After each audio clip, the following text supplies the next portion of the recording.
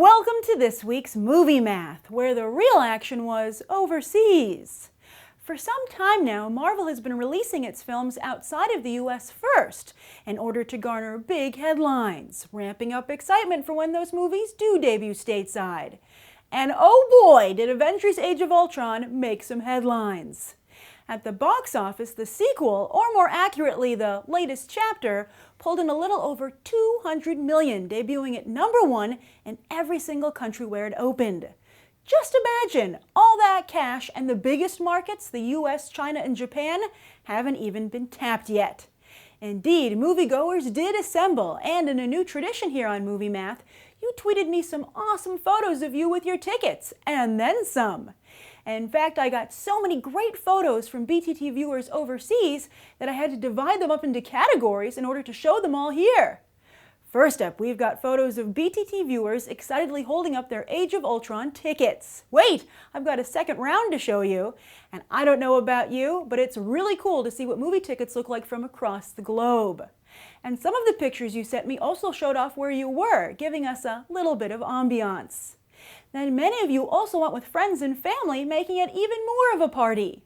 I was also super jealous of some of the movie theater swag you guys got. Why are America soda cups so freaking boring? Then finally, a lot of you showed off your love of Marvel, from awesome t-shirts to room decor to figurines to dressing up for the occasion. All right, American BTT viewers, let's see if you can come close to the awesomeness of these pictures this coming weekend.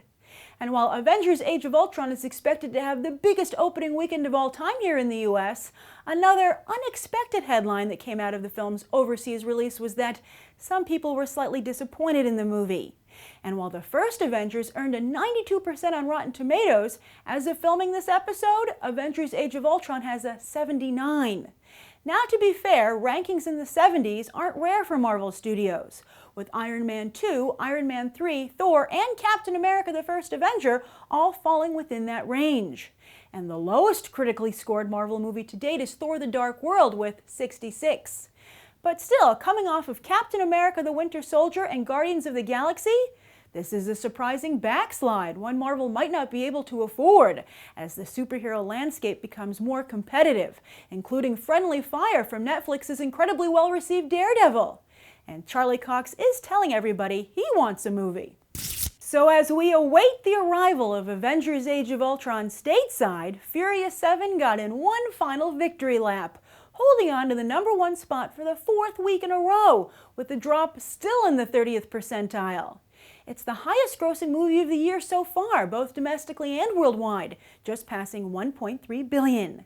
Now, there are currently 20 films in the billion-dollar club, and Furious 7 is already at #5. Yes, Vin Diesel and his crew had 1 month to make their money, and it was all they needed. Blake Lively also hoped to make an impression with the Age of Adaline, but unfortunately, despite a solid Friday showing, she ended up debuting in 3rd place. Yes, while Lively got her start in movies, it seems she won't be able to escape her small screen persona. And while one could potentially blame the Gossip Girl writers for making Serena so unlikable, audience favorite Leighton Meester ain't doing so well on the big screen either. But at least Lively has a backup plan, hoping to be the latest fated actress to find success as a lifestyle brand, a la Gwyneth Paltrow and Jessica Alba. But Kevin James doesn't need a plan B, as Blart Mall Cop 2 held up surprisingly well in its 2nd weekend after its surprisingly strong debut. Home also held up well yet again in its 5th week of release, while Unfriended suffered the worst drop in the top 10, about 60% in its 2nd week. Machina also took advantage of the slow movie weekend and went wide, adding about 1,200 theaters. The result was a strong per-theater average, earning the AI flick the 6th place spot, and once again illustrating how important it is to get the right distributor for a film. Bravo, A24, bravo! Then, as you might have noticed, 2 other new releases failed to even crack the top 10. While Little Boy might believe in himself, clearly audiences did not, nor could they get behind Russell Crowe as a director. As for this coming weekend, it's finally Avengers time! But while Furious 7 had the entire month of April to itself, Age of Ultron basically has just 2 weeks before the other competitors swarm in, if that! Because who knows? Hot Pursuit might just end up a brilliant counter-programming move. But maybe 1 to 2 weeks is all the Avengers needs.